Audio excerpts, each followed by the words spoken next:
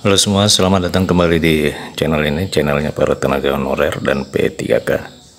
Rekan-rekan sekalian, video kali ini kita akan membahas terkait dengan 4 hal yang bisa menggagalkan untuk menjadi aparatur sipil negara P3K. 4 hal ini juga bisa menggagalkan tenaga honorer untuk dapat diangkat menjadi P3K. Informasi selengkapnya ayo disimak secara lengkap agar rekan-rekan bisa menerima informasi ini secara utuh dan menyeluruh. Rekan-rekan sekalian, penyebab yang pertama adalah tidak bisa meresume pendaftaran. Seperti diketahui bersama bahwa pada saat seleksi terdapat alur seleksi P3K tahun 2023. Kita belajar dari seleksi P3K untuk tenaga honorer guru nantinya akan menggunakan akun SSCASN. Nah, rekan-rekan sekalian, sehingga setiap calon peserta itu harus membuat akun dan login melalui akun SSCASN yang terdiri dari kategori P1. Hal ini untuk tenaga honorer guru ya. Untuk kategori P1, guru yang telah memenuhi nilai ambang batas pada seleksi tahun 2021. Kemudian kategori 2, tenaga honorer kategori 2 yang terdapat dalam database pada Badan Kepegawaian Negara dan belum menjadi aparatur sipil negara. Kemudian kategori 3, kategori P4, maka nantinya melalui akun SSCASN tersebut, semua calon peserta itu akan disinkronkan dari data kualifikasi jenjang pendidikan, yakni S1 atau diploma 4, kemudian disinkronkan dengan jenis sertifikasi sesuai dengan Peraturan Menteri Pendidikan tahun 2019.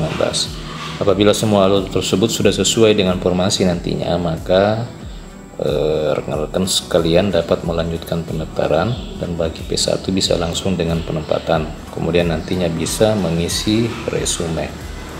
Nah, rekan-rekan sekalian, pengisian resume ini tidak bisa dilakukan apabila formasi tersebut tidak tersedia di daerah rekan-rekan sekalian, atau bisa jadi formasinya tersedia namun sudah terpenuhi.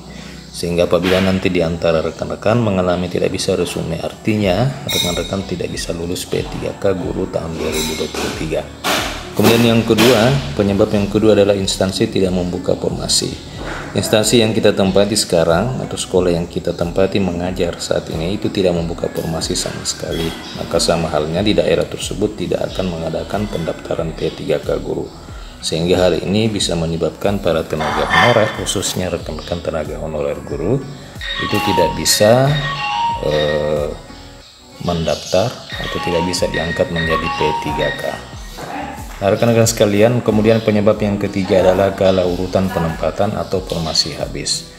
Penyebab ketiga yaitu kala urutan penempatan dikarenakan formasi habis. Maksudnya adalah untuk formasi yang dibuka pada masing-masing instansi nanti akan difilter untuk melihat urutan P3K guru, khususnya P3K guru tahun 2023, yaitu diurutkan mulai dari P1, dan dalam kategori P1 ini juga masih diurutkan dari prioritasnya yang dimulai dari PHK 2 guru sekolah negeri, PPG serta guru swasta.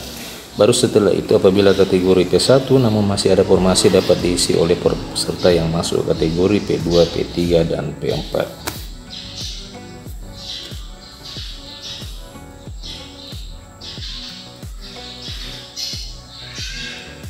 Penyebab yang keempat tidak bisa lulus di dalam seleksi P3K yakni adalah kalah dalam perankingan. Apabila rekan-rekan sekalian kalah perankingan, maka rekan-rekan tidak dapat maju ke dalam tahap wawancara. Pada seleksi P3K tahun 2023 ini terdapat perbedaan dengan penyelenggaraan seleksi tahun sebelumnya. Seleksi wawancara hanya diambil paling banyak 3 kali jumlah kebutuhan jabatan dalam satu instansi sesuai dengan urutan pemeringkatan. Yang melaksanakan wawancara ini pun diperuntukkan untuk para pelamar kategori P2, P3 dan P4 kecuali P1. Rekan-rekan sekalian, demikian 4 hal yang bisa menggagalkan para tenaga honorer, khususnya honorer kategori guru, untuk diangkat menjadi P3K. Demikian video ini, terima kasih telah menyaksikan, sampai jumpa di video berikutnya.